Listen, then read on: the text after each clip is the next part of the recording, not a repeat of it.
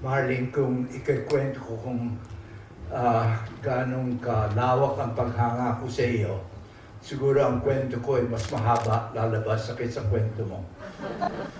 Kaya ang ginawa ko, isinulat ko. Sapagkat 15 yata kami nagsasalita ngayon, baka abutin tayo ng alas 5 na umaga. I am delighted and honored to be asked to share my reflections on my acquaintance and friendship with a remarkable person, Marlene M. Ortiz, MMO. Many believe, and I with them, that there are no coincidences in the world.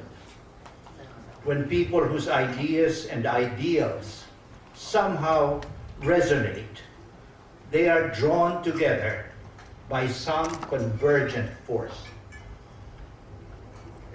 For at least 30 of my 81 years of life and nearly 60 years of active work to find a sustainable development path for our people and our country, only if every community in the country builds up its own local economy through the effective, efficient, and sustainable use of its own territorial domain, the land and seas that are its habitat and the source of its life support, for the benefit of all its present and future generations of stakeholders. That notion, considered utopian and at least outmoded in the 1970s, has now become the new trend, not just here, but in the developed countries of the West, where programs for the development of self-reliant economies in towns, cities, and counties have become increasingly popular. Deliberate and systematic programs to stimulate internal trading and local production for local rather than export use, designed to keep import dependence to the bare minimum essentials, have become flagship campaigns in a growing number of local regions, even in the United States. Local economic development requires local credit and payment systems.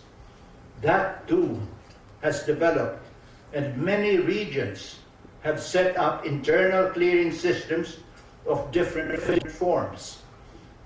One popular mode has been called LETS, L-E-T-S, standing for Local Exchange Trading Systems that involve well,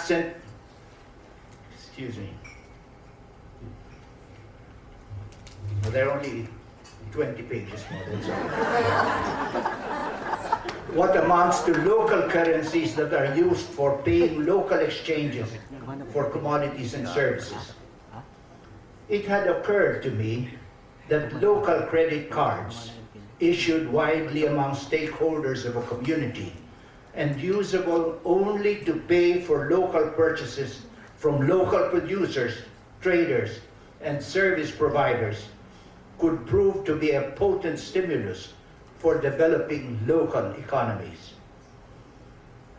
At this juncture, I heard that someone had already started a highly localized credit card for lower income groups. It was called MMO credit card.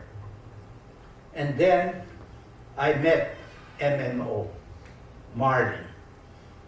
She had just celebrated the 30th anniversary of the MMO credit card, and with another remarkable couple, Kiting and Mike Helano, they were preparing to launch an unbelievably bold idea, credit cards for the Payatas residents.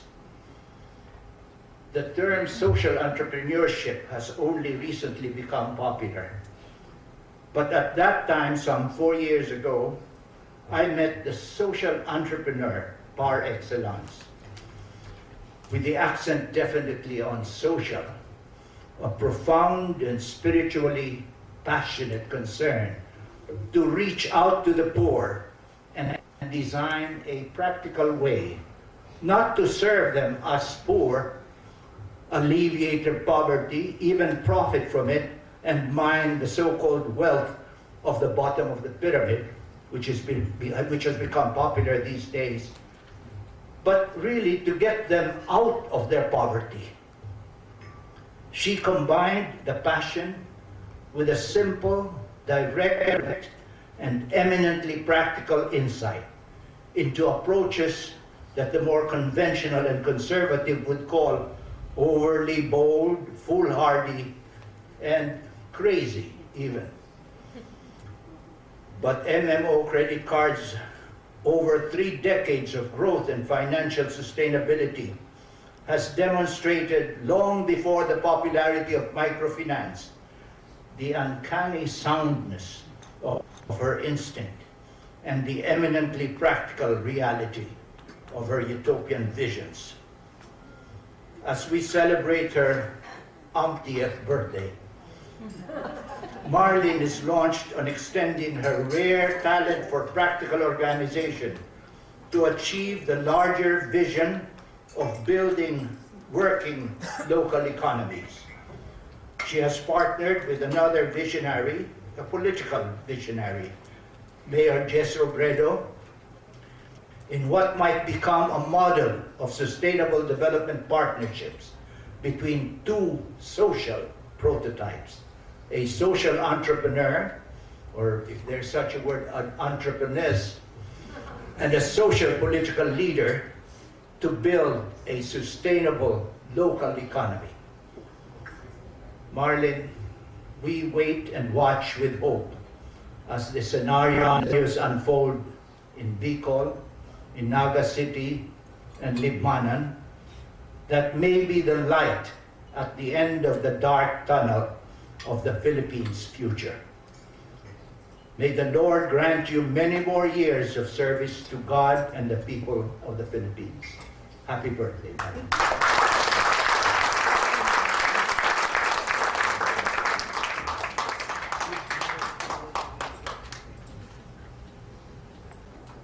Indeed an honor and a privilege to have met you along the transformative journey of the MMO Card Corporation.